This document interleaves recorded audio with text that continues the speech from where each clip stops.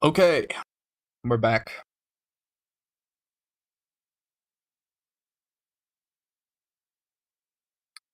Let me see what's going on.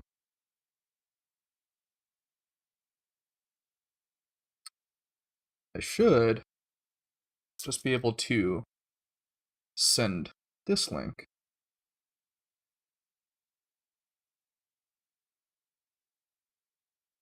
Let me fucking get chat.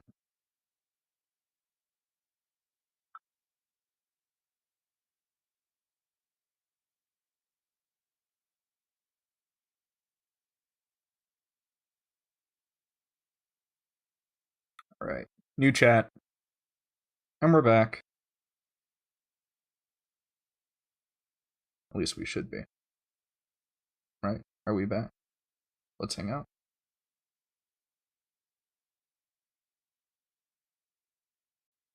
Test? Let's see if this is any faster.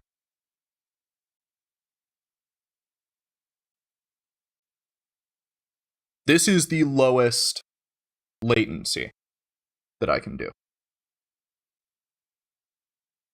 Hold on. The chat is misconfigured. Let me come back. Go into chat. Okay. Sometimes... No, it should be fine now. It should be fine. It's better now. If you want to share that link in chat for everyone, it should be fast.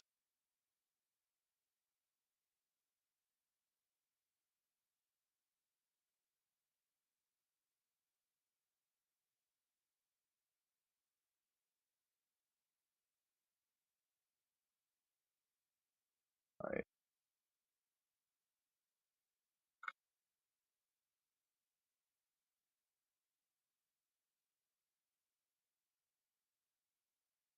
Yes, free advertisement.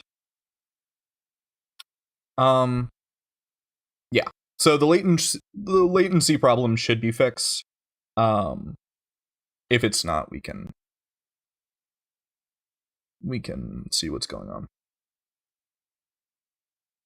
For now, though, because we're just chatting, let's go to the large chat and let's just get rid of this text. There we go. Yo, NG. Don't know who you are, but let's see you. Right now we're just trying to figure out what to do. I just got done configuring the stream because YouTube was fucking with my latency. And usually it breaks when I try and go for the ultra low latency setting, but for some reason it's working right now. There must not be a lot of people streaming. Yeah. Next time I misspeak, you're gonna hear gunshot, and the stream's never gonna end. Latent B. Mods, ban that guy. I don't have any mods. That's fine. SFM is not online, so you guys are in complete anarchy in the chat. You can post anything except for the fact that I can see you and I can moderate the chat. So, but if I'm busy, you guys can sneak. You guys can sneak whatever you want in there. I still have to figure out how to add a drop shadow for chat. Because right now what I'm doing is I'm just piping YouTube's chat into OBS, and then I'm applying a bunch of CSS. And I don't know how to add a drop shadow for that. I was able to disable everything else. Yeah, drop shadow would be pretty nice, but I'm using just straight up OBS, and I have no fucking clue how I would do fucking modified CSS to give YouTube chat some drop shadow. I was thinking about just doing like a low opacity background, but it won't even do that. Basically, YouTube chat refuses to have anything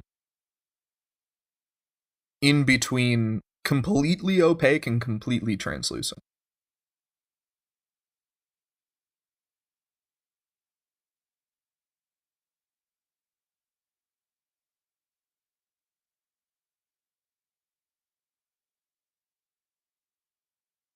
I know a maintenance stream, still better than a fashion stream. I have to make that clear. No fashion streams here. Unless we want to go through my fashion bookmark folder on my web browser.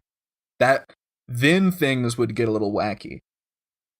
If we start delving into my bookmark folders, that would be fun. Maybe once we get everything going, we can get around to that, but I mean, I think we're good. We're just figuring out what we're doing now. There's some literature we can read. We can do a fucking theory stream, like we have the past couple of streams. We could try and play game. You guys want a game? I don't know what game we could play though. I could probably spin something up, but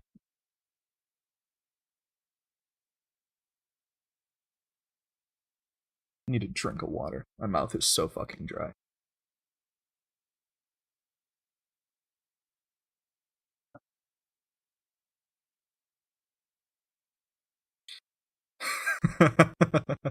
Yeah.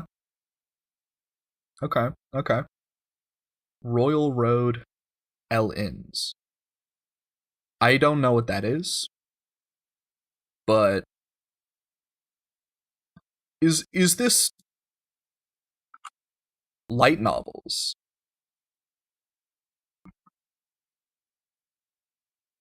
Let me take a look.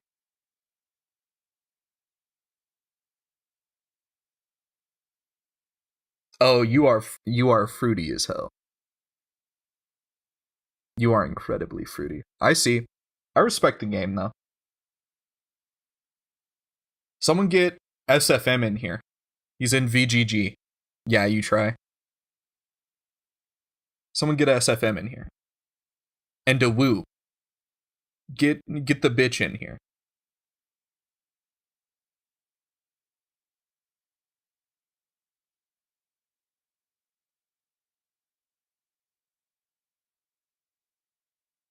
Real. Okay. God, can't think of what to do.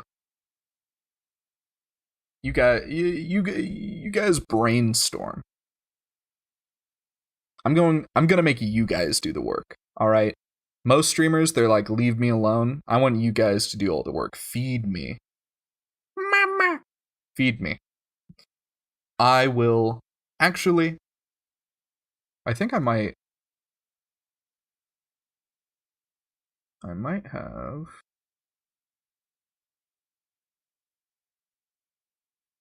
We could read through the mini manual to Urban Gorilla. That could be fun. You guys want to learn how to kill people?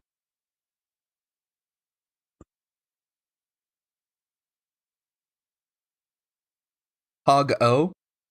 Is that because I did that? Y'all mad at me for that?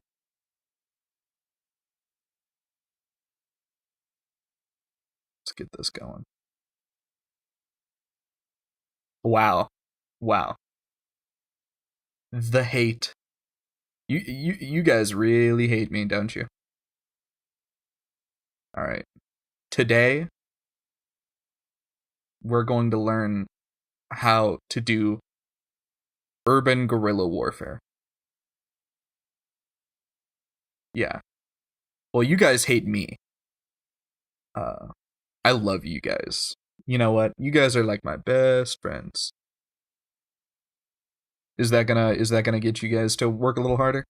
If we get some parasociality in here?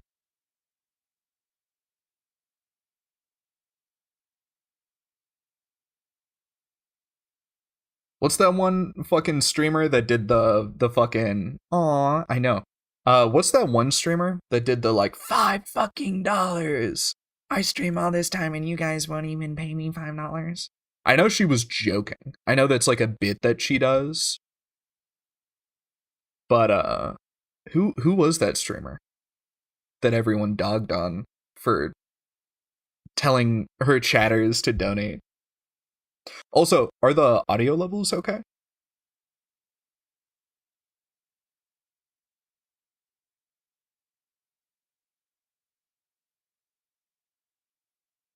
They're good? Okay. Because it looks like it's getting a little high on my end, but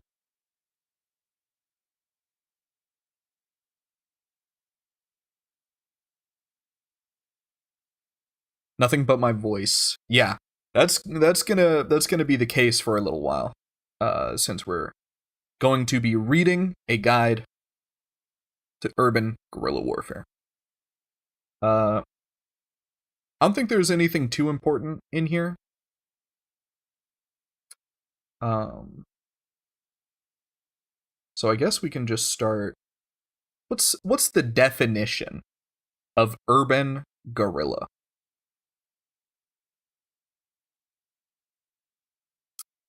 Let me get this all set. There we go. The urban guerrilla is a person who fights the military dictatorship with weapons using unconventional methods. A revolutionary and an ardent patriot, he is a fighter for his country's liberation. Gendered language, not very cool. Come on, Marxists. Come on, Marxists. Y'all ain't beating the allegations. Come on. A friend of the people and of freedom. The area in which the urban guerrilla operates is in the large Brazilian cities. There are also criminals or outlaws who work in the big cities. Cringe, SMH, real. Many times, actions by criminals are taken to be actions by urban guerrillas. When was this written? Something written on claim that terrorism doesn't have the same negative connotations as it did. I mean, terrorism has its negative connotations, but let's be completely real. It's kind of just subjective gobbledygook. This was written in 1969. Copy left. Based.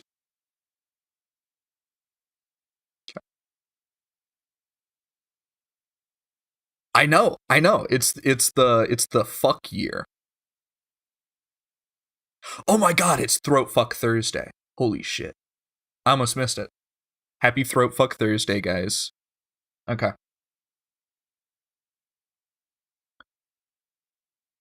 This just to let you guys know, because I don't have a webcam yet.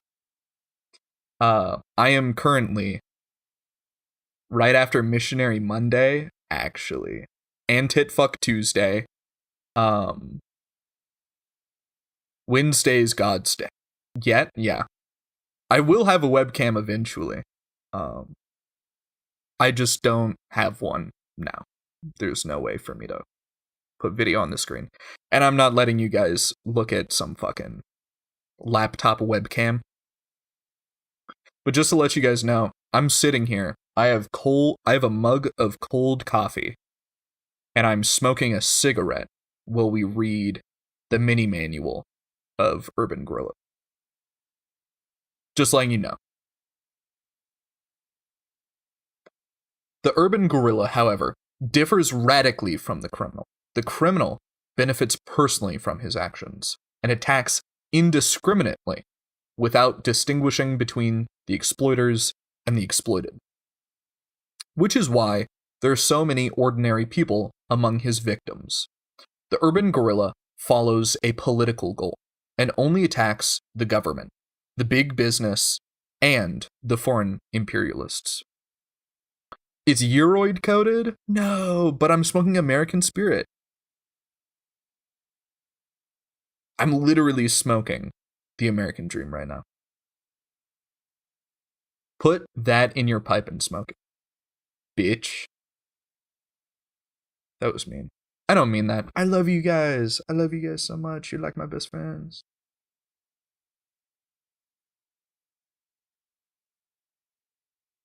All right. So, obviously, for future reference, don't attack the government. Don't attack the police. Don't commit crimes. Don't hurt people. Okay? We are reading this to learn from the past. Okay? Obviously, anarcho-pacifism is what this channel and this stream ardently support. Okay? Don't hurt people. All right, that's bad. Being against the government, that's like illegal. So don't do that. Where was I? Third paragraph. Another element just as harmful to the guerrillas as the criminal and also operating in the urban area is the counter-revolutionary who creates confusion, robs banks, throws bombs, kidnaps, assassinates, and commits the worst crimes imaginable against urban guerrillas. Revolutionary priests, students, and citizens who oppose tyranny and seek liberty. Already we can kind of see, there's a little bit of hinting at this person's more, how do I say, off left implications, saying here throwing bombs. This would have been written post 40s, so that's when anarchists would have been throwing bombs to defend Jewish people in Poland. Kidnappings, assassinations. I mean, again, don't go out, kidnap or assassinate people. However, in its historical context, kidnappings, assassinations, bank robberies, throwing bombs, kind of effective in their historical context. Now, that Overton window has shifted, and, I would say that those things are not effective in the modern day. I think there are more effective things that you can do that aren't kidnapping a politician or assassinating them. Like gardening or having a picnic. The urban guerrilla is an implacable enemy of the regime. Implicable? Yeah, implicable enemy of the regime, and systematically inflicts damage on the authorities and on the people who dominate the country and exercise power. The primary task of the urban guerrilla is to distract, to wear down, to demoralize the military regime and its repressive forces, and also to attack and destroy the wealth and property of the foreign managers and the Brazilian upper class. The urban guerrilla is not afraid to dismantle and destroy the present Brazilian economic, political, and social system, for his aim is to aid the rural guerrillas and to help in the creation of a totally new and revolutionary social and political future, with the armed population in power. So that's based. I wouldn't say that that's necessarily the primary task of an urban guerrilla. A lot of the time, a militia that acts as guerrillas also partake in other tasks. I know historically militias have partaken in firefighting, in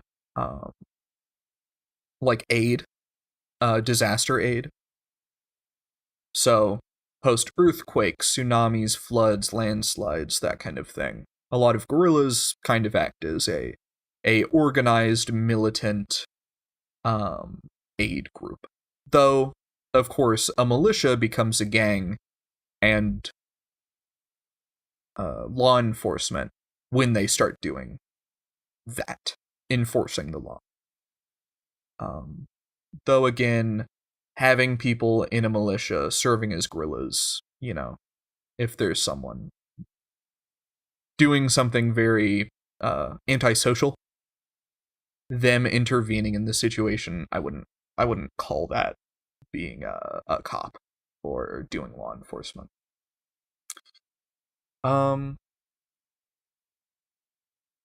Yeah, all of this is pretty basic stuff.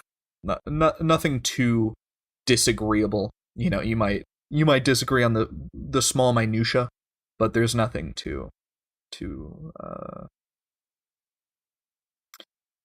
out of the box. The urban guerrilla, or I guess I should read the title, personal qualities of the urban guerrilla. What does chat think are the personal qualities of an urban guerrilla? What do you guys think before we read this?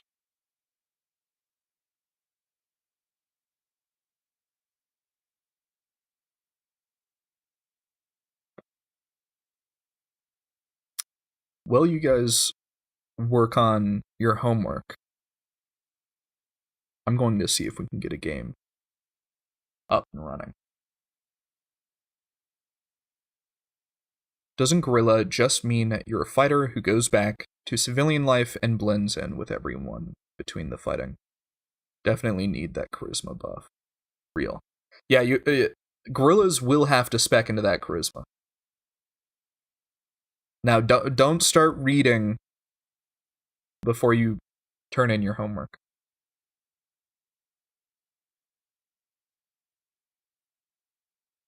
Okay. So I think an important part of the urban guerrilla is someone who is willing to amplify the power of the people. When you are operating as a guerrilla and as a militiaman in general, you are operating as a delegate. And for anyone who doesn't know, that means that you operate within a limited scope at the wishes of whoever, of course, is your the people commanding you. And in the case of a horizontal society, the people commanding you is going to be the general populace or the radical populace. And of course, the guerrilla, as they were saying earlier, is an individual who can identify the difference between a civilian, right? Someone who might be aiding the system, but is doing so in a non-militant kind of unmotivated kind of way. And whereas a criminal would target, these perceptively innocent individuals that aren't necessarily causing many people much harm, the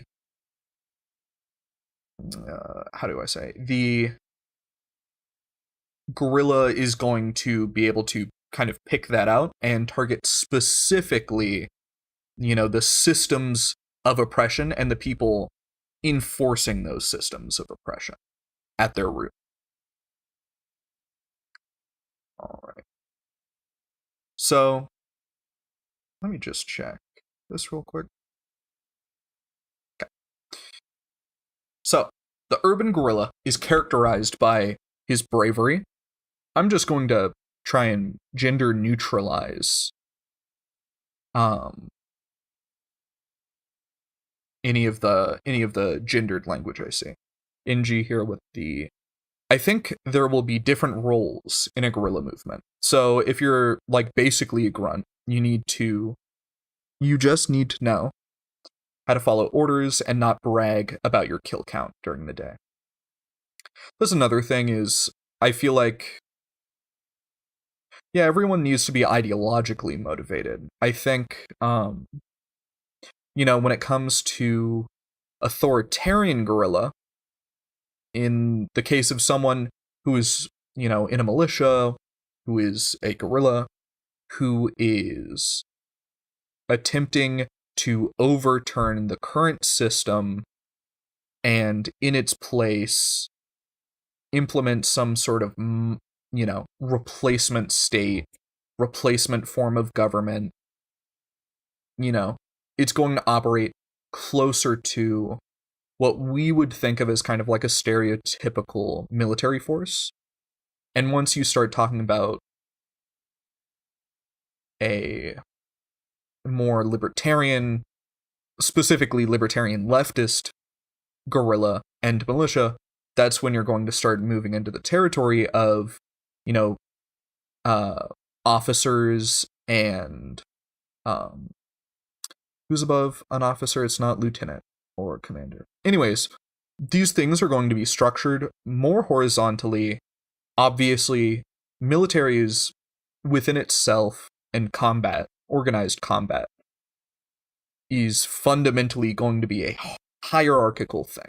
It's something imposed on horizontal societies and peoples by hierarchical groups. And so to interface with that, militias do need some form of, hierarchy. But a lot of the time, that hierarchy can be implemented through democratic processes.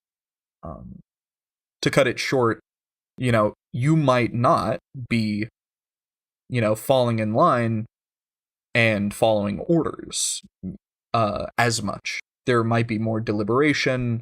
Obviously, don't be debating people in the line of duty, when you're, don't debate your commander as you're about to, I don't know, storm a building. But, the deliberation on the plan beforehand, that's going to be a more open thing. Of course, there will be top secret things that only higher up organizers would know, just because, yes, you're anarchists, yes, you're libertarian socialists, but you still need InfoSec, you still need OPSEC. Duty, lull, listen here. We will have no poop jokes in my chat. No poop, no shit, no caca, okay? We're not goofing around, okay? We're goobers here, not goofers. Not even pee jokes. I will permit a pee joke. Everyone is allowed one pee joke in my chat. Any more pee jokes, banned. Instantly banned. Permanently. For 5 seconds. The career military officers and the movement police, government police, have modern weapons and transport and can go about anywhere freely, using the force of their own strength. The urban guerrilla, man, I'm all over the place. I gotta stop smoking so much. The urban guerrilla does not have such resources at their disposal, and leads a clandestine existence. Does chat know what clandestine means? I know. I'm asking chat. Don't tell me, because I'll tell you. I just need a yes or a no. Because otherwise, yeah? Okay. No looking this up. You're not allowed to use Google. Yes? I don't believe you. You took too long. You used Google. Ban that guy. Okay. The guerrilla may be a convicted person or one who is out on parole, and must then use false documents. Yeah. Crimea River. False documents, that's illegal, don't do that. Convicted person, Donald Trump mentioned. Okay. I mean, yeah. That's kind of just, the military is more likely to have more resources than a urban guerrilla. If your guerrilla is better equipped than the military, you have won. You did it. Revolutionary success. I don't know how you did it, but you did, and I'm proud of you. Little round of applause. All right. Nevertheless, the urban guerrilla has an advantage over the conventional military or the police. It is that, while the military and police act on behalf of the enemy, whom the people hate, the urban guerrilla defends a just cause, which is the people's cause. That's what I was saying earlier. Is a guerrilla, an individual acting within a militia as a guerrilla, is serving kind of a delegated, very, very restricted scope. And that is going to be, the people's objective. Whatever is most likely to bring about the most amount of liberatory success, either immediately or, built up through multiple operations. The charisma buff seems important. Yeah. Being charismatic, I mean, you can just look at the Zapatistas, they're urban guerrillas that operate in a very horizontal militia. I think, look at them, look at Subcomandante Marcos. The charisma of these individuals is extremely important. When you are of the people, when you are, a popular individual, meaning of the people, charisma is going to be the biggest thing to your leadership because you have way less authority. You have way less ability to command other individuals, and so your ability to convince other individuals is going to be one of your greatest tools. That on top of the fact, if you are, delegated by a very intelligent group of people, you would also have to be extremely well read because, of course, if they're well read, you'll have to be well read. Otherwise, you'll have your delegation removed.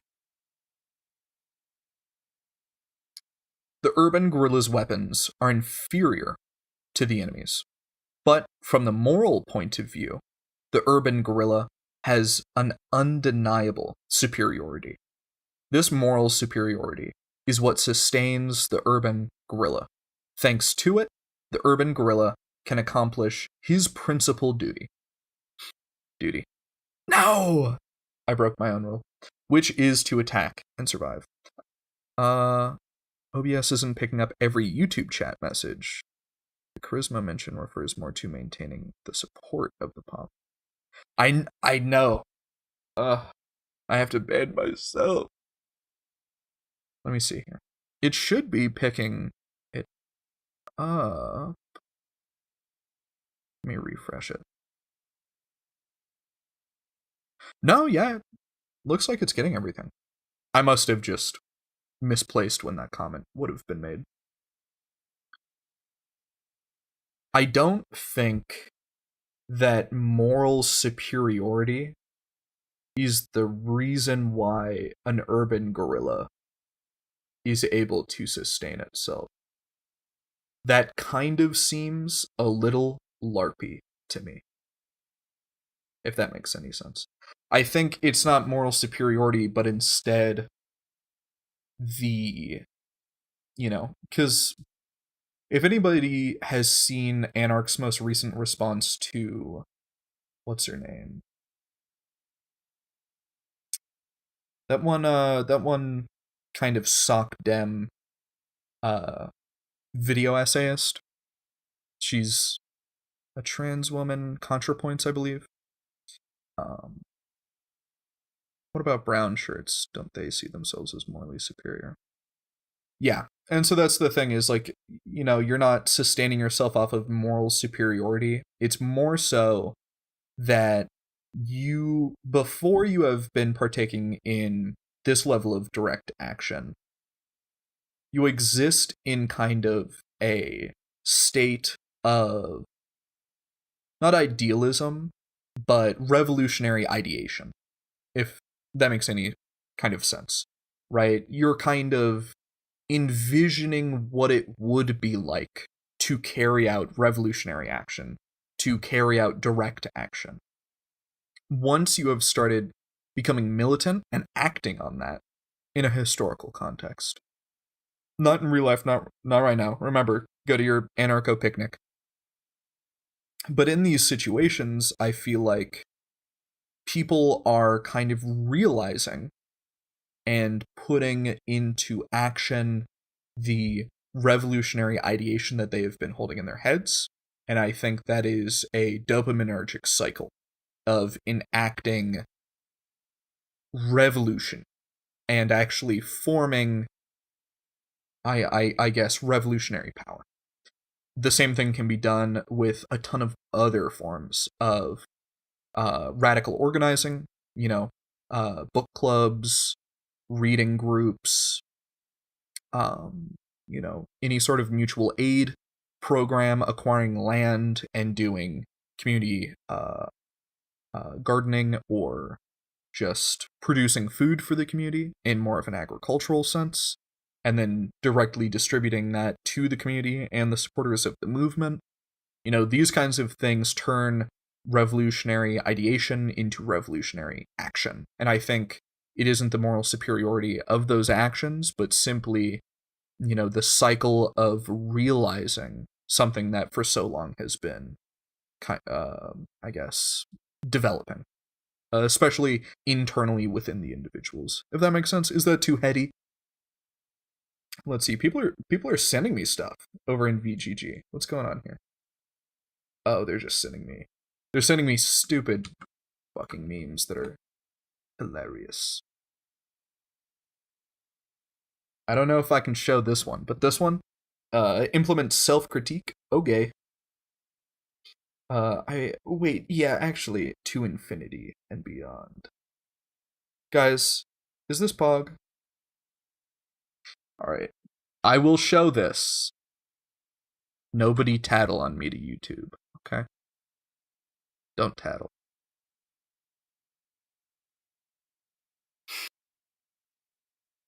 Your brain is smooth? That's okay. My brain's smooth too, I just know how to ramble.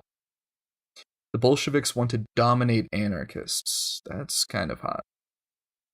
Save me, Nestor Magno. Please save me. The White Army is coming. That's really fucking funny. Oh man, that's so good.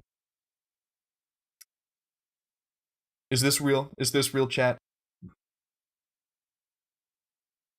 They're sending more memes. Oh, this one's a fucking schizo post. A little meme interruption to our fucking theory stream. This is really bad. This is really fucking stupid. This meme was made by Capitalism Historical School of Economics. It's the fucking globe punching through. What is that? What fucking laptop is that? That's gotta be a ancient ThinkPad or some shit. Make easy orthodox money, wizard.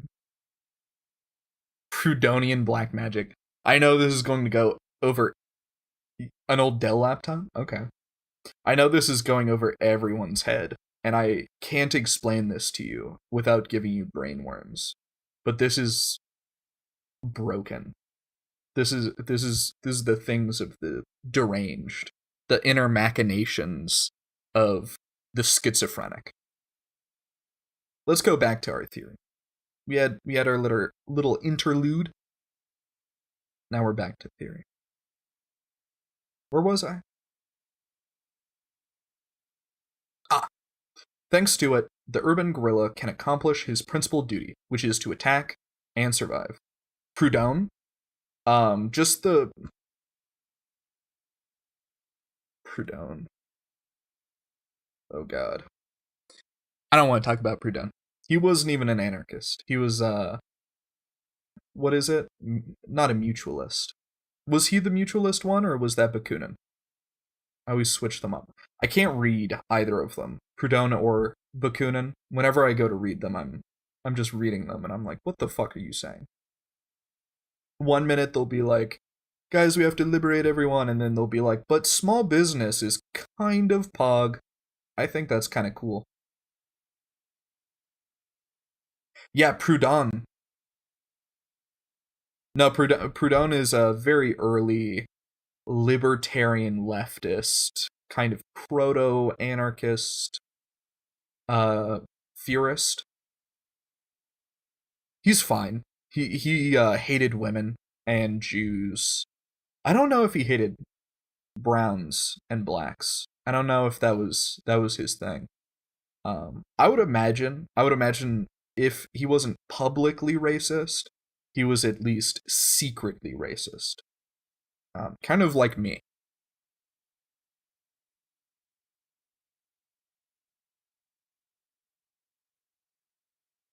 But no, he had very unsavory things to say about, especially women.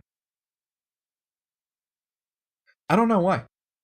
This was during a time when a lot of the libertarians were like, let's do anarchism for uh white small business owners. Exactly. You know what? I'm with Proudhon now. I am a Proudhonist. In 2024, I am a Proudhonite, and I also hate women. They're lazy, right? They talk way too much, almost as much as me, which is unacceptable. And, right, they don't even have gawk half the time. What's the deal with that? Why else why else would you want a woman other than gawk?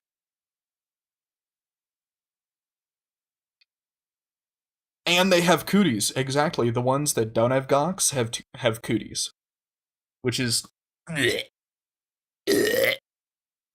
disgusting. And here I come to find out that the 3 people watching me throw up when they hear someone making throw up sounds, and I just made both of you just hurl all over your keyboards. Nevertheless, let's continue with the urban guerrilla has to capture or steal weapons from the enemy to be able to fight. 3D printing guns kind of fixes that a little bit, unless you just live in the US anyways, in which case you can just fucking buy a gun. Because his weapons are not uniform, since what he has are expropriated or have fallen into his hands in various ways, the urban guerrilla faces the problem of a variety of weapons and a shortage of ammunition. Moreover, he has no place in which to practice shooting and marksmanship. These difficulties have to be overcome, forcing the urban guerrillas to be imaginative and creative, qualities without which it would be impossible for them to carry out their role as a revolutionary. As a fellow gawk haver, I know what I. You have cooties and a gawk?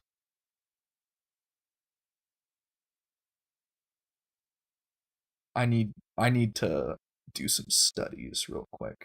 Let's do some different theory. Let's do trans theory. Gawk theory, to be more exact. Based on advanced biology. Real.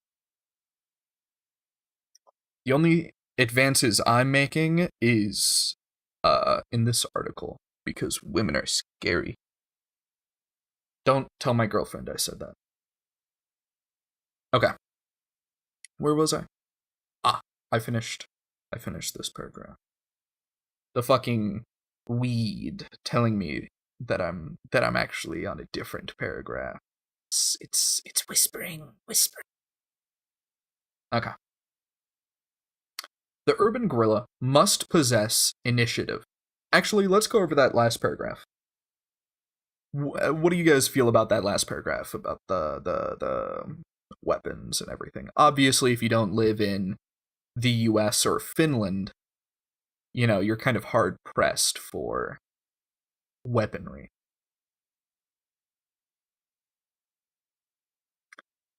If you live in God, Ireland or some shit, you're gonna be having a hard time. You know, if you're a modern day member of the IRA and you're like, ooh, I want to do terrorism, I want to do domestic terrorism, you know, kind of hard pressed.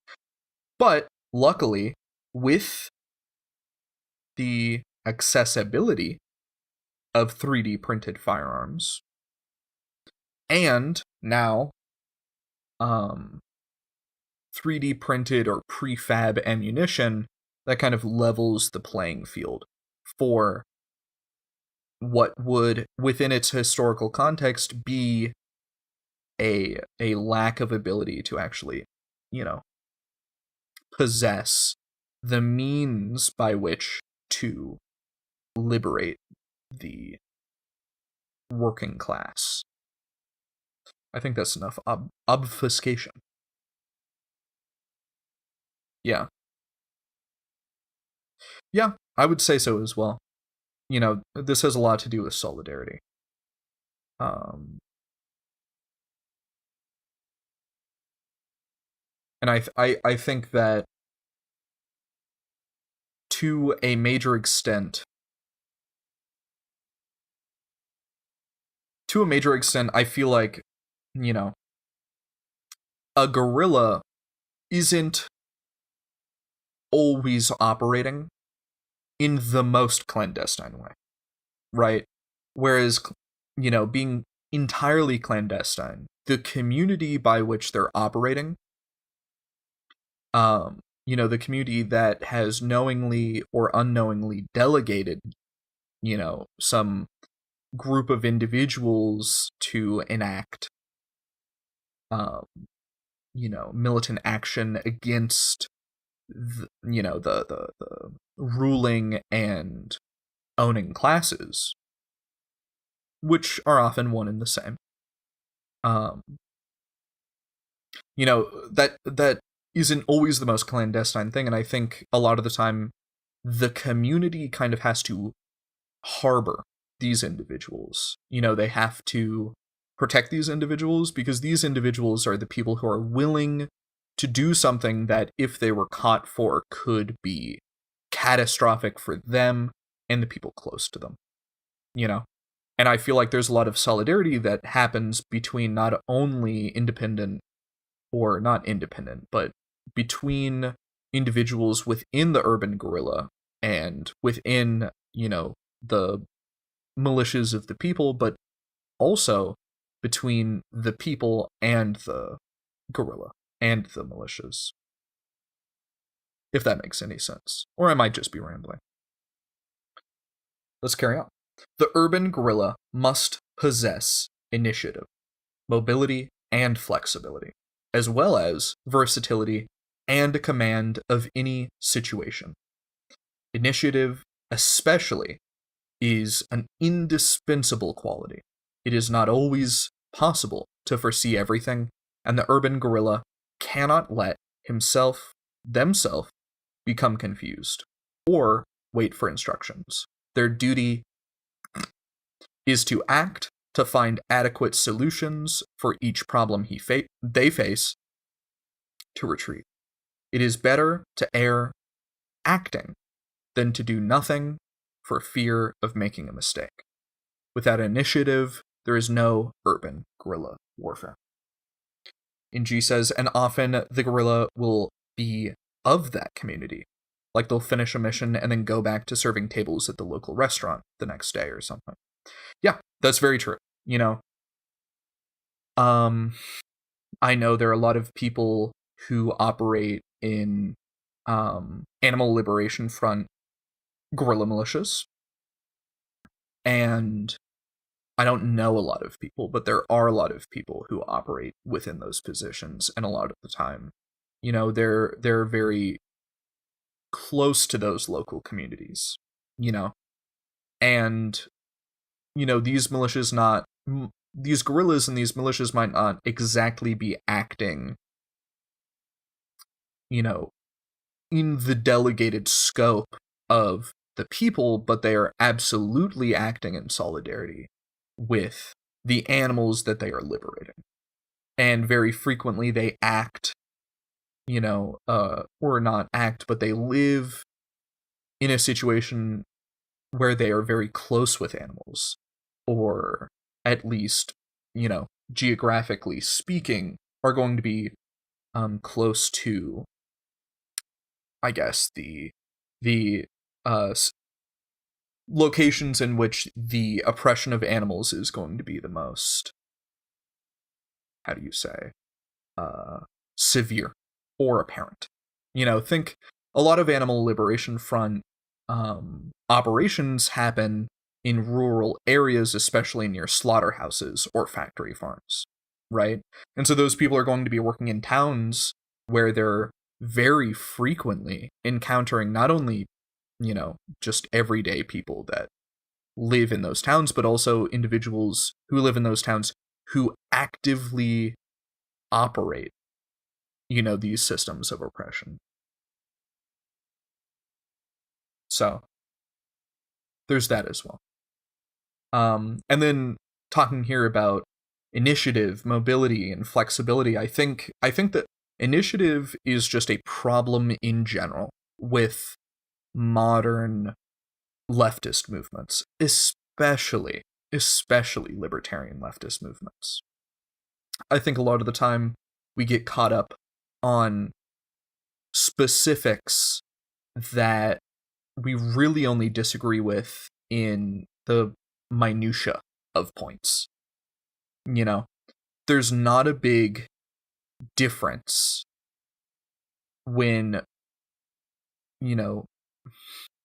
when we're organizing and acting between,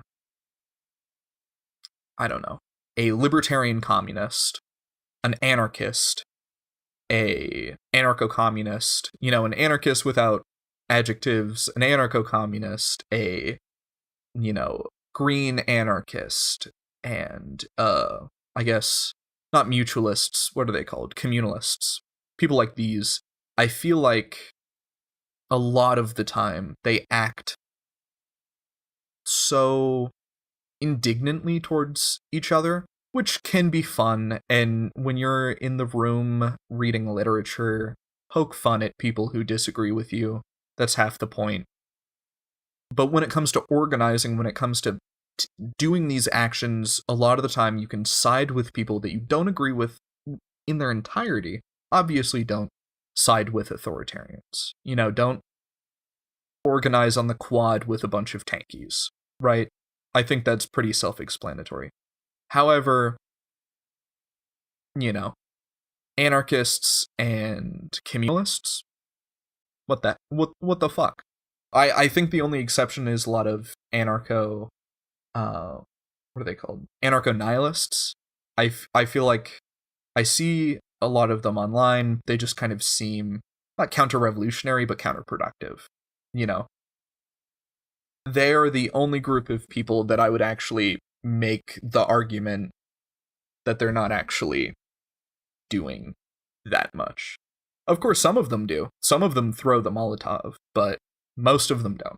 And I think if you're radical enough to throw a Molotov, you're radical enough to organize, if that makes any sense. But yeah. Moose Watcher 123, good to see you here, buddy. Yeah, an overfocus on theory can get in the way of volunteering and direct action. Yeah, it's very, very important to have a good, to have a good foundation in theory. That's extremely important to know how your actions match up with historical actions and how those historical actions were received and how successful or unsuccessful they were within their context. And then identifying your context, your environmental factors with the environmental factors of historical movements, and then identifying how you should act in relation to, kind of what you can discern between those variables. That might be too general. That might be too wordy, but I know Moose gets what I'm saying. Theory is extremely important. I think most people should be introduced to the movement through direct action, then should be, educating themselves or being educated in theory, and then all the while participating in and forming the, the emergent activities that are involved within direct action. Hope you're all doing fine. NG, have you just found this this stream from nowhere, or are you from VGG? Do we have a first original viewer? Did you just catch my stream with its 4 concurrent viewers?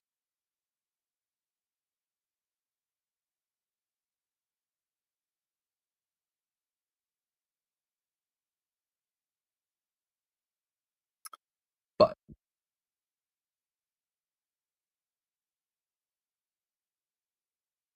oh, you were late? Dang.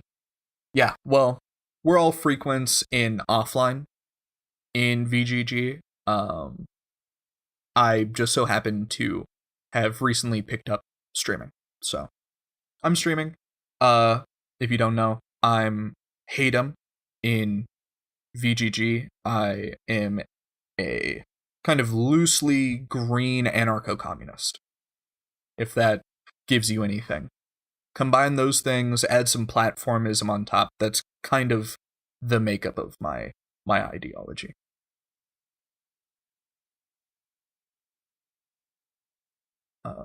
As for everyone else here, they're all liberals. Let's go ahead and read a little bit more. I think the stream's been going on for how long? How long have we been going on here? Yeah, of course. Everyone is a liberal compared to me. Green anarchism, that's completely fine. NG says they don't know what green anarchism is. Green anarchism is anarchism that is heavily influenced by social ecology, which is a current of thought heavily, kind of started and very significantly, even to this day, influenced by, oh my god, what's his name? Let me research. I have a web browser right here. Let's learn about social ecology real quick. It is... oh, thank god. No flashbang.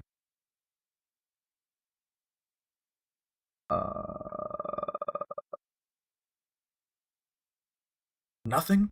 Bookchin. There we go.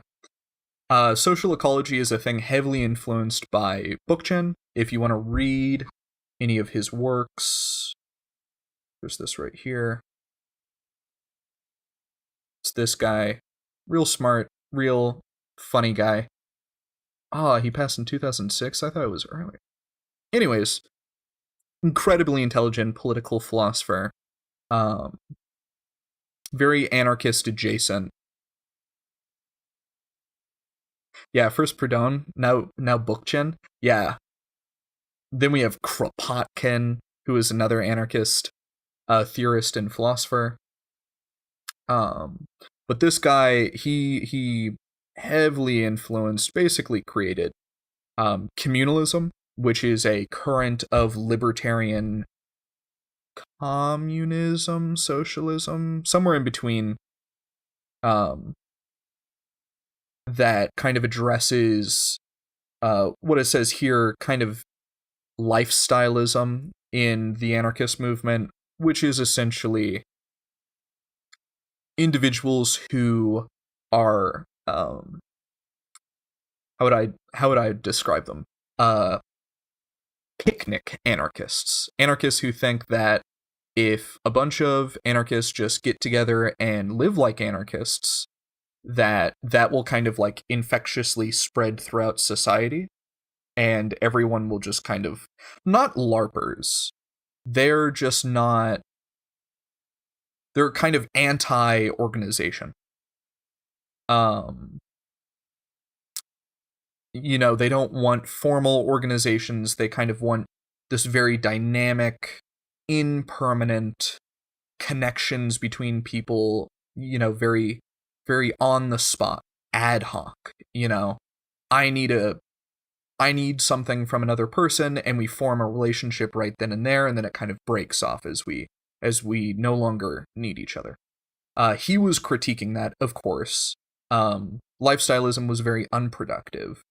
Lifestyleism was very, very large within the movement between, the 50s all the way through the, what it says right here, the late 90s and early 2000s. Basically, Grindr for anarchists. It is the political... Yeah. Lifestylists were essentially a bunch of people who thought that if they just use Grindr enough, the whole world will become gay.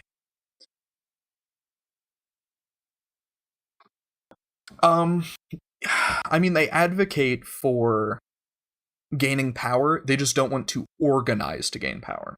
Whereas a lot of modern anarchists, or I guess social anarchists, whereas lifestylists were usually individualists or individualist anarchists.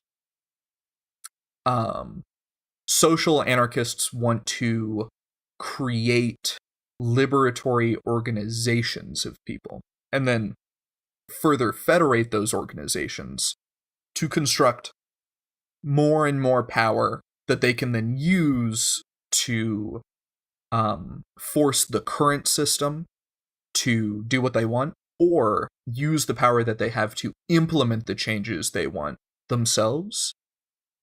So you could think of it like, building a militia, building a movement of mutual aid and direct action, and then demanding that the government give everybody free food, let's say. And then when the government doesn't do it, you either force the government to do it, or coerce them to, or you yourselves, because you have enough economic and organizational power, not political, but organizational power, commit yourselves to producing the food that you would use to, that you would directly distribute to the people, right? So social anarchists want to organize and federate together to create kind of a dual power, a power separate from the existing political hegemony that is, non-electoralist, that is of the people, that is dynamic and horizontal, with the consent of all people involved, to create an anarchy alongside the system of oppression that most people live within, and slowly building up power and giving people, their freedom, if that makes any sense. You need to parse organization with making sure you don't proliferate a system of hierarchy. And that's the thing as well, a lot of the time, these organizers, they create new systems of hierarchy. And that's something you see a lot with authoritarian leftists, is they so frequently implement these systems of hierarchy within their own revolutionary organizations. Of course, because they are authoritarians, they are not against hierarchical organization, right? They're fine with hierarchy. They believe in a government, they believe in a state, they believe in using the oppression of their authority to force people beneath them to, to their wills. And so that's why so often the DSA, Communist Party of America, the CPA, CPUSA, even SPUSA, the Socialist Party of the United States of America, all of these groups so frequently, even if they're decentralized, they implement forms of organizing that are hierarchical, and that's why so frequently you will see problems with these organizations where someone in a leadership position is using their power to coerce individuals into doing what they want.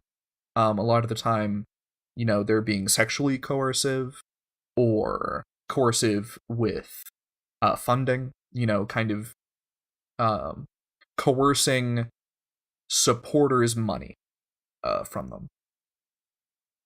Yeah, the Party for Socialism and Liberation as well. And so these organizations implement new systems of hierarchy, and when you have systems of hierarchy, individuals who want to take advantage of that hierarchy will aim for the top of these organizations and take advantage of it. And not only that, but individuals put into this system of authority will have their interests changed. Their class in a way has been betrayed. They have mutated their interests from the working class to now a commander of kind of like a vanguard, if that makes sense. And on top of that, a lot of the time, I think power corrupts people. And I think pretty much everyone agrees that power corrupts people. And so, there's so many studies to back it up. I believe. I know I've read quite a few.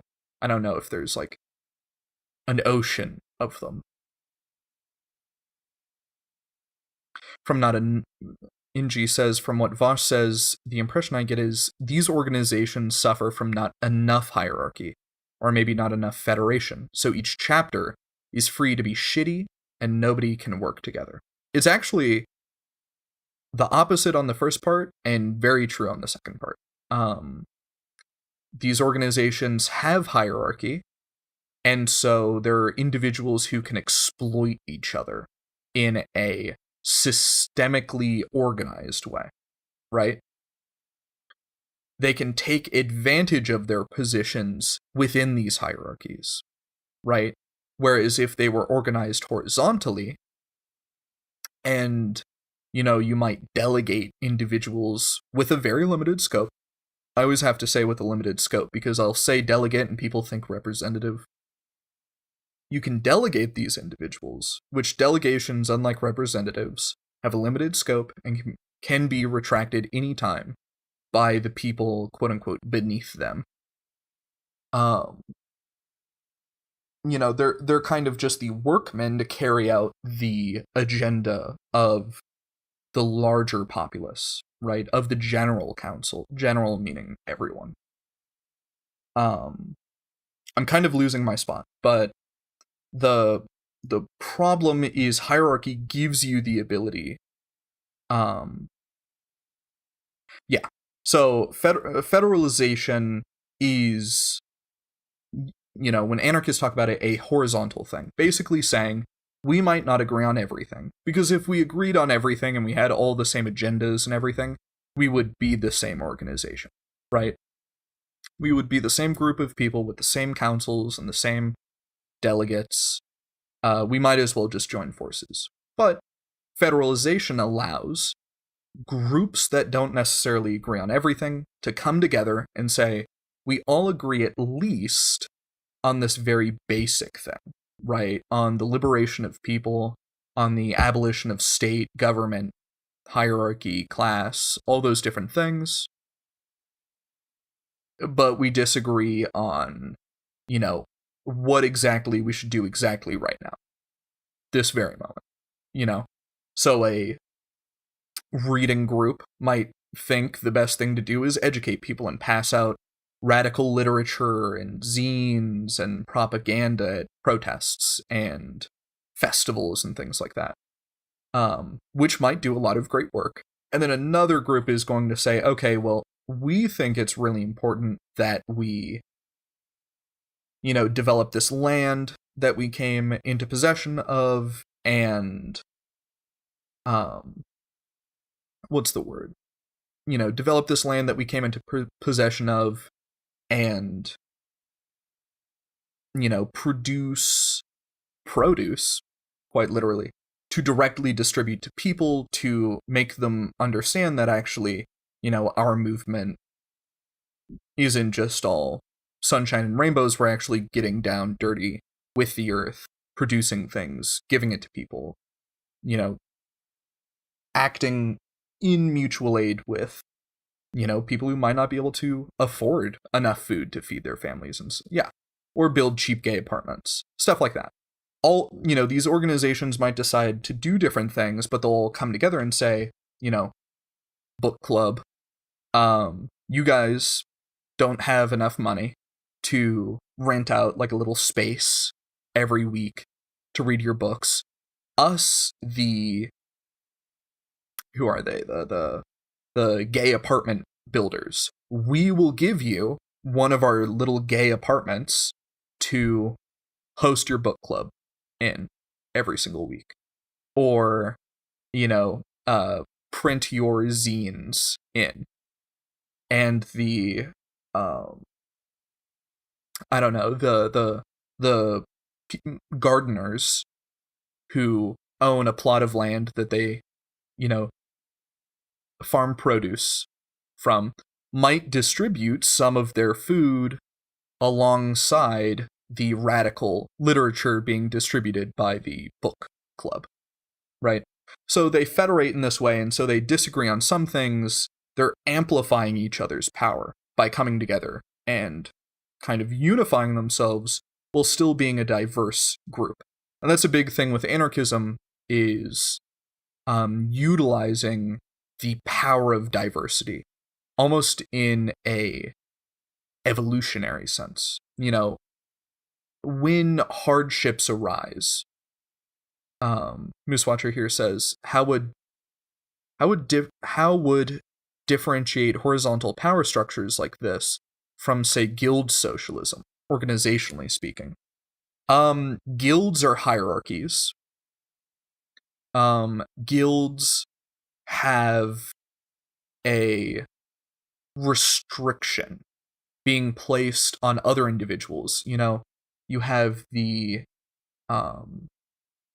you enter in at kind of one caste of worker, and you work your way up to a journeyman and then a master, and, you kind of build yourself up through these hierarchies, as well as the fact that your guild, essentially, from what I've read, guilds, even in guild socialism, have a monopoly, right? Kind of an enforced monopoly, usually through a state.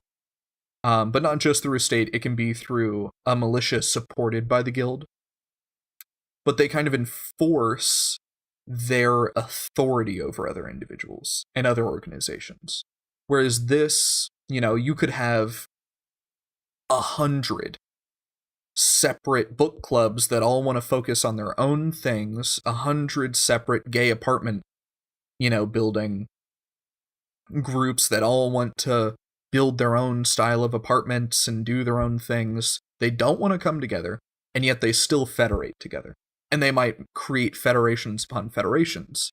You might have a gay apartment, constructing federation that has dozens or hundreds of gay apartment builders. Yeah, what NG says, guilds are kind of like if you combined a union and a sports league. Kind of. A guild has institutional authority. Whereas, there might be some sort of social authority of a federation. It's not a coercive authority, if that makes sense. Being federated or not being federated won't lead to an increase or decrease in living standards. It just might make it so that you don't hear about what all the other organizations are working on at that time. You might not be let in to the, deliberation that all of these organizations are partaking in. And so you don't know the game plan. And so it's good to federate, but there's no federal organization, right? There's no federal government that resides over all the federations and dictates what each, federal body would do. they dictate each other. They might create some sort of agreed upon platformist text, almost like a constitution, but closer to, where do I have it? But closer to like a charter. So I think which one? Is this one? So charters are basically like constitutions, but they just say very basic things, like guiding principles, anti-capitalism, horizontalism, generosity and commitment. This is dumbing down basically, solidarity, mutual aid, and direct action. And then intersectionality, this is also kind of solidarity between identities, ethnicities, nationalities, sexualities, class orientations. I don't know about interclass stuff, disabilities, and more. This is kind of a charter, and so they talk about all the expectations and all of these things. Okay, unrelated. How do trains work under anarchism? I'm like half joking. I feel like train companies, by their nature, tend toward geographic monopolies. So, I can't tell you what anarchy would look like, because it's emergent. It is the construction of every individual living underneath it, right?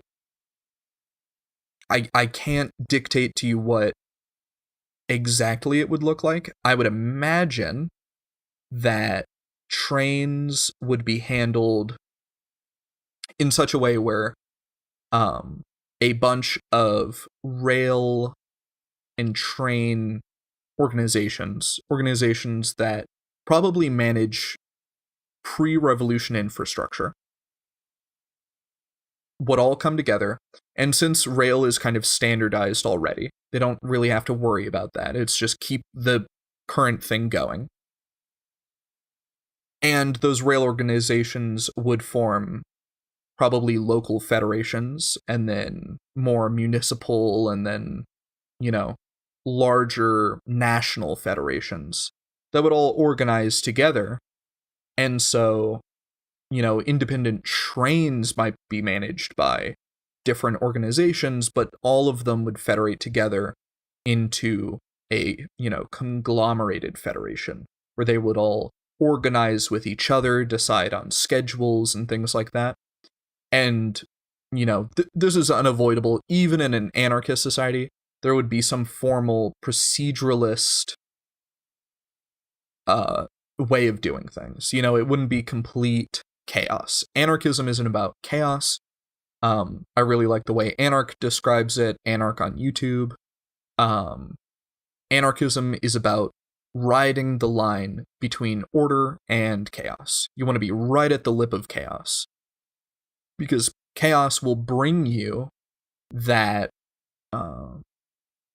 those emergent characteristics that are necessary for being, I guess, hardened against the forces of radical order, such as the state, right? With diversity comes the ability to adapt, which is really important. And chaos is necessary for that. And so there would be, some sort of proceduralist, organized thing where it's like, you are a delegate, because, of course, this wouldn't be some sort of privately organized thing. The rail system is the means of production, and it is a public thing. So it would probably be held in common between all people. And so it would kind of be a delegated position to manage rail and to operate a train and things like that. Think of like a bus, right? The people would probably delegate a bus driver, someone who has performed to all of them that they are competent in those tasks.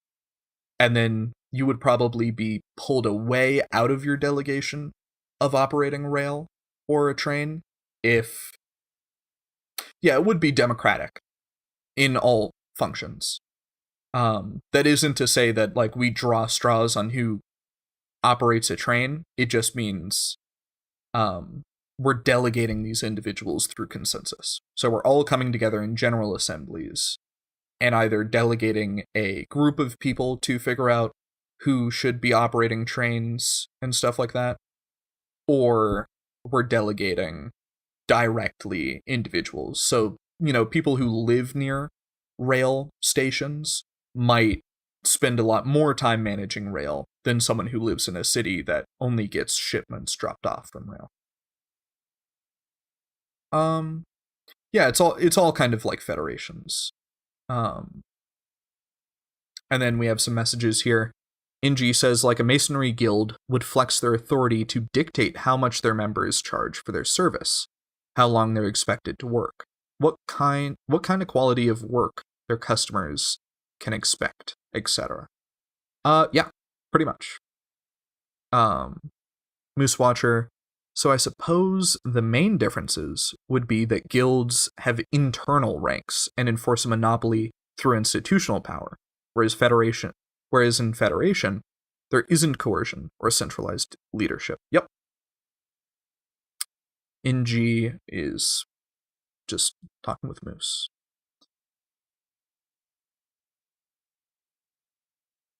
Yeah, giving them the rudder, so to speak. Granted, that analogy almost implies utter control. It's more like giving an oar on loan. Kind of. Yeah.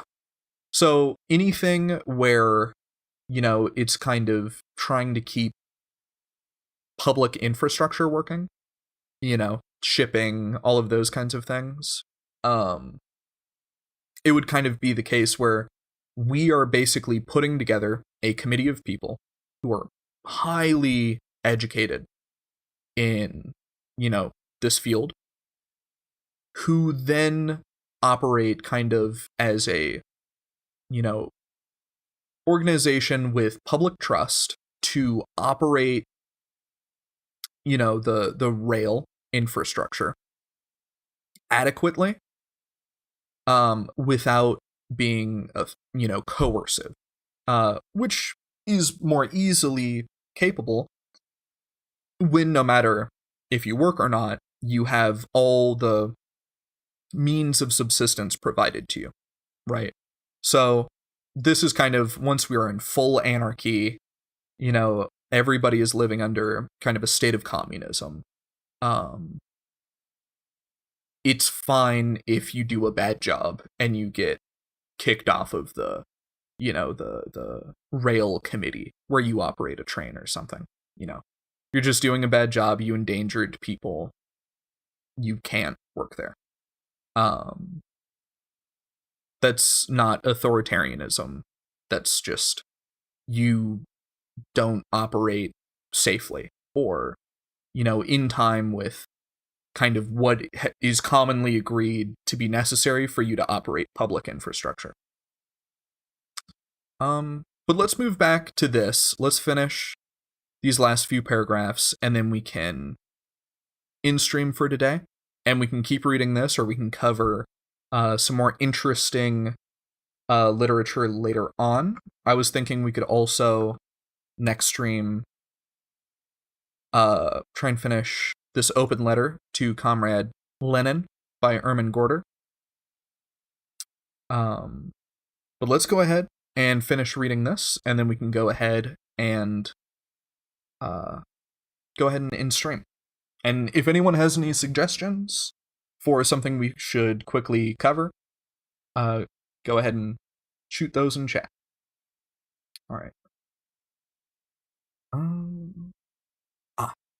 Other important qualities to the urban gorilla are the following: to be a good walker, to be able to stand up against fatigue, hunger, rain, or heat, to know how to hide, and how to be vigilant.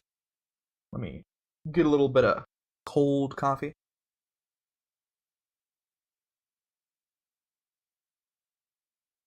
To conquer the art of dissembling, never to fear danger, to behave the same by day as by night, not to act impetuously, to have unlimited patience, to remain calm and cool in the worst of conditions and situations, never to leave a track or trail, not to get discouraged.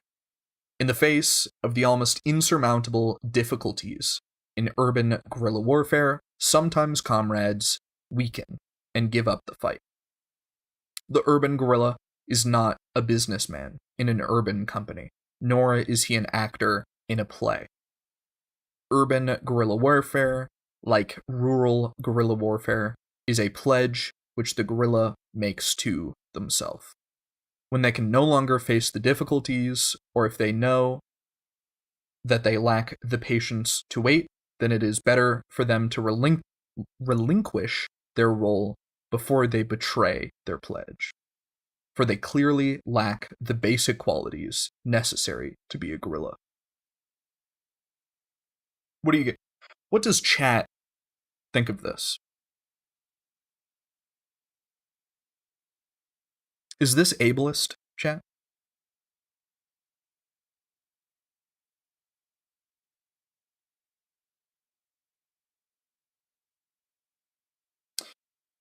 NG says, I feel like the urban guerrilla needs to have a day job so that they can sustain themselves without an army logistic train behind them.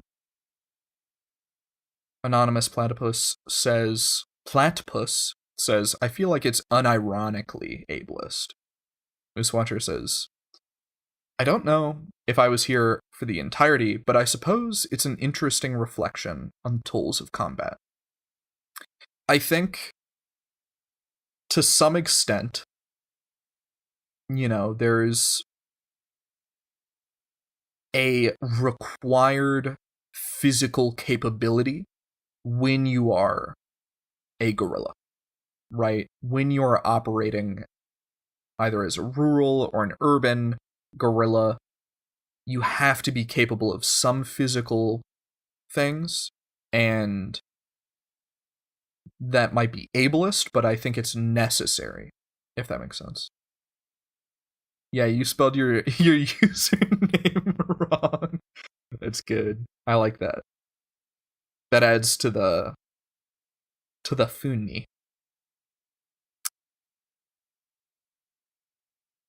And on what NG said about army logistic and platypus,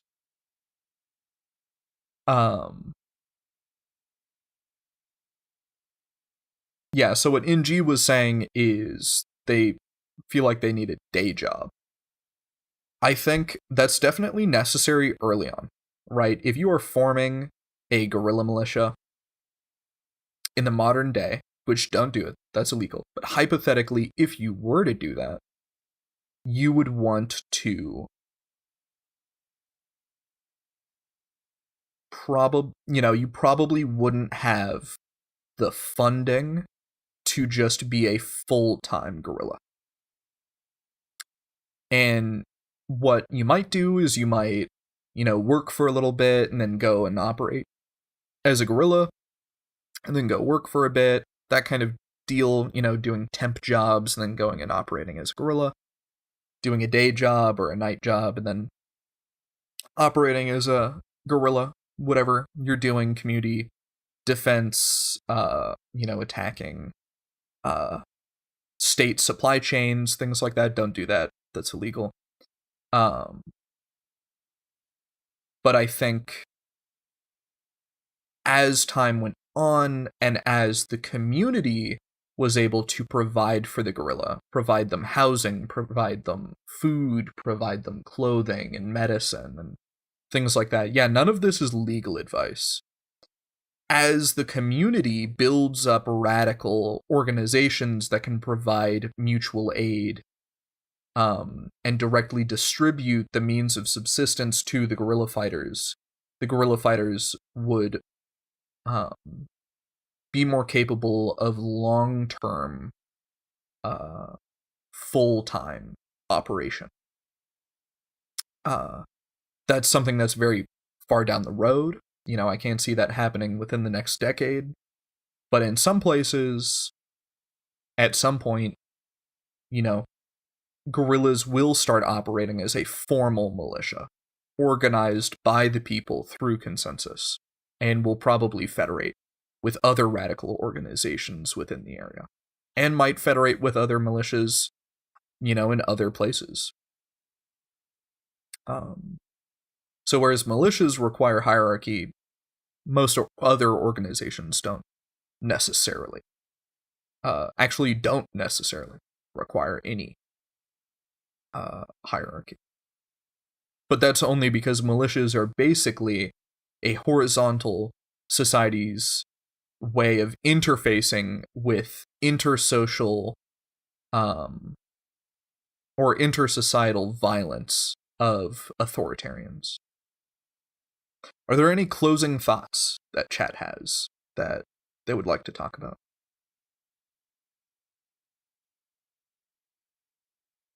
Anonymous Platypus says, I think that even if you're disabled or not physically strong,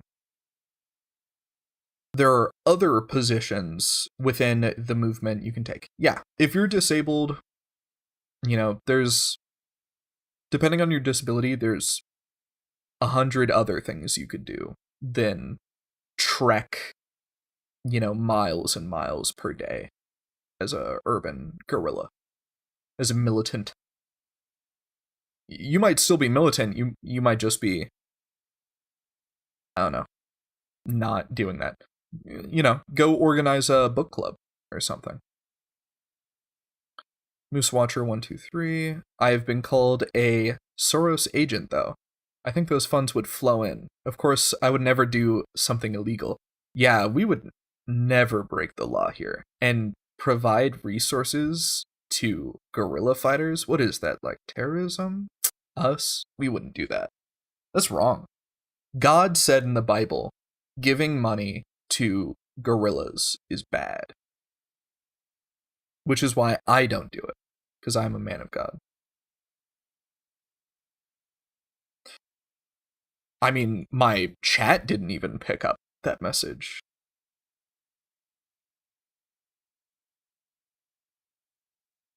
I even refreshed chat, and it didn't even show up.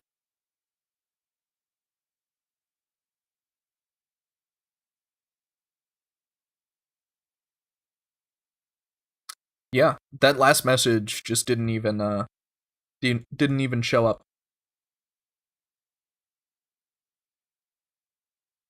But let's see here. I mean, if your Guerrilla HQ gets blown up or something, being able to just go back to your civilian life and lay low seems very important. Yeah, that's definitely important. That's definitely up there in the importance. Being able to blend right back in if, I don't think there would be a Guerrilla HQ due to the clandestine nature. But, if you have a building with a back room with all of your maps and plans and movements and it gets uncovered, hopefully you wouldn't have anyone's like ID there. You would just go back to living normally, and you would just simply reform the guerrilla, and it would start somewhere else.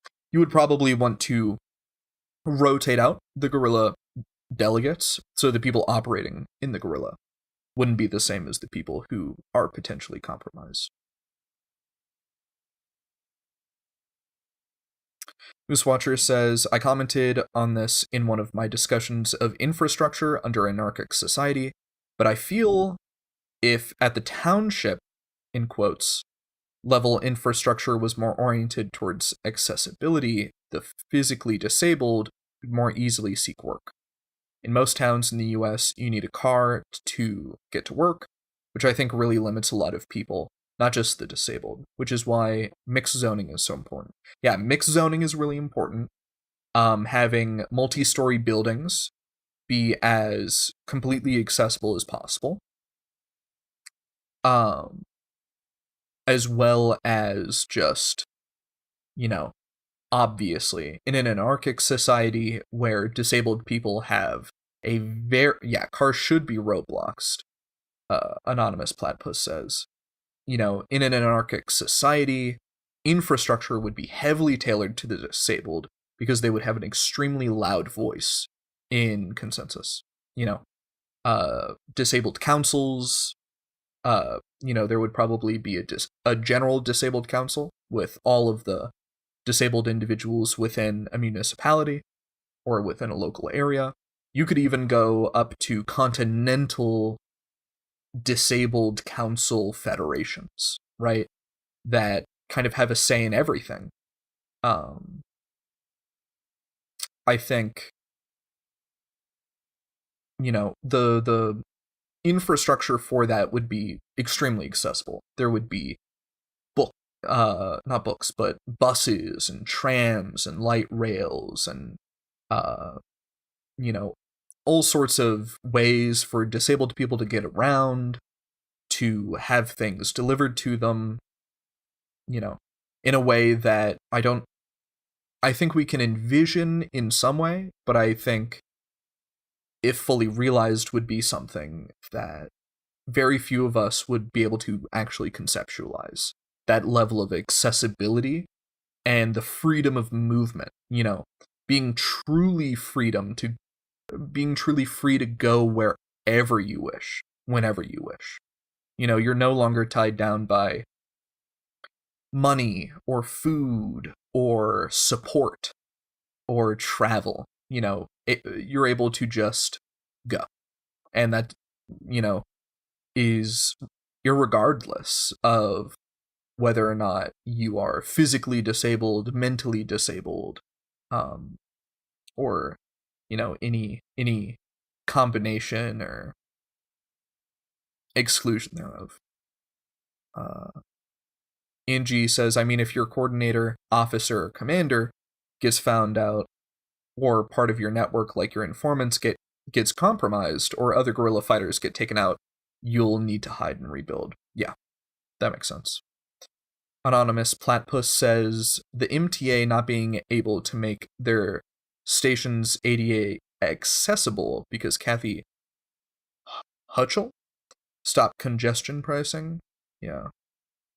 And she says, not having enough money to do things is essentially a disability. It is a disability imposed on the working class by the owning and ruling classes. Moosewatcher says, Marx would want us to make teleporters. Yeah, he would probably want us to make teleporters. Moose responds to NG saying, it very much is in a sense. Without economic mobility, you can't really do much. Hockle. Hockle? Y'all need to use IPA. I know IPA. I have a linguistics background.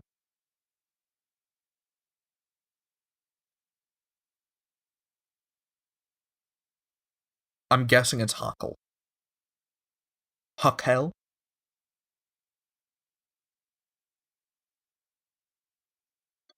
Yeah, get to it, Moose.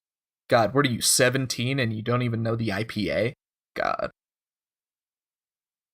I know. I went to school for linguistics and anthropology. And I took a lot of classes on magic and mysticism and shamanism. Usually indigenous. Indigenous anthropology, indigenous linguistics, indigenous magic, and spirituality. And I'm still stupid. See, even if you're college educated, you can still be dumb.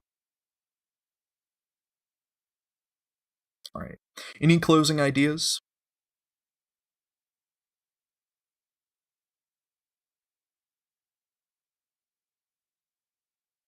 Yep. Moose. True.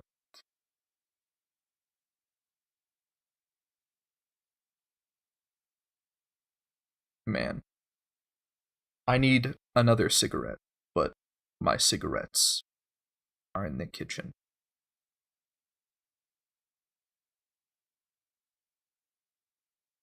Inji says, I happen to be good at English growing up, and it's now my only marketable skill. Being good at English growing up was a double-edged sword, because on one half, I'm good at English and I can just breeze through fucking everything. History, English, whatever. And then on the other half, now half of school is just incredibly boring and insufferable.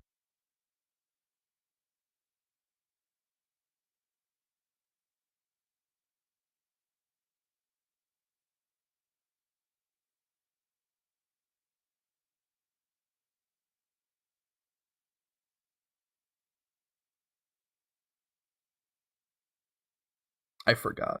I have another cigarette underneath my microphone.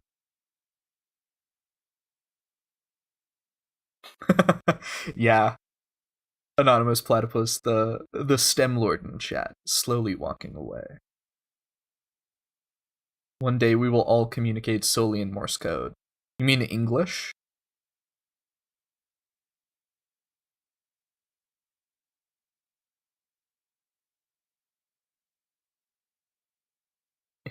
Inshallah.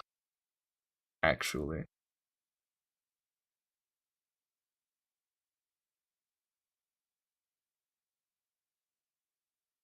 Yeah, just a matter of writing systems, not necessarily language. Yeah. There are some interesting writing systems out there that people have made for English. I really like what is it called? Is it Aves?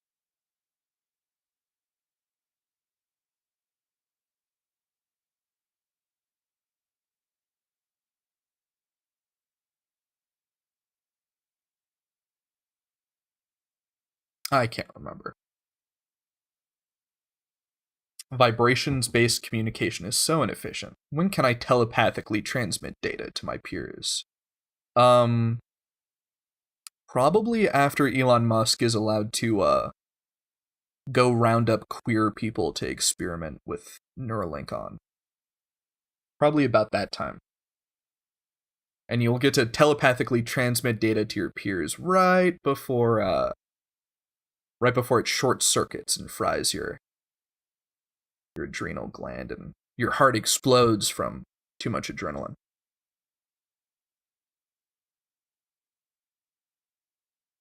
Yeah.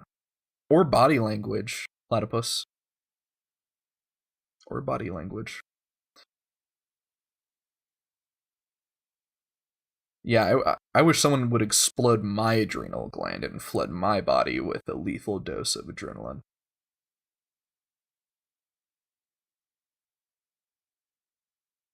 Alright. Well, I think it's about time for me to wrap up the stream. I know, don't cry, don't cry. Thank you everyone for sticking around for as long as you did.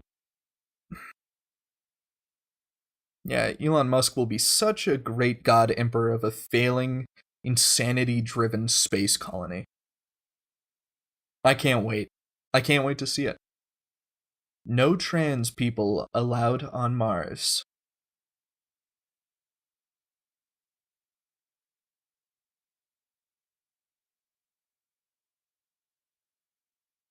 Alright. Well, thank you everyone for watching. I'm going to thank everyone who was here because the viewership was so small. I want to thank NG, I want to thank Anonymous Platypus, and Moose Watcher for all watching. I would like to... Who wrote this? Carlos Miragella. I would like to thank this guy for writing a fucking urban gorilla mini manual in 1969 for Brazilian urban gorillas. Nah, he'll allow the hot ones because I guarantee he's weird like that. Only if they're underage. Yeah. Yeah. Elon Musk, allegedly likes minors. But yeah. Thank you all so much for watching. I hope you all have a great rest of your day or night, depending on whether or not you're a freedom-loving American or a communist pig living in Europa, whichever one. I hope you all stay safe. Don't do anything stupid, and yeah, have a good one.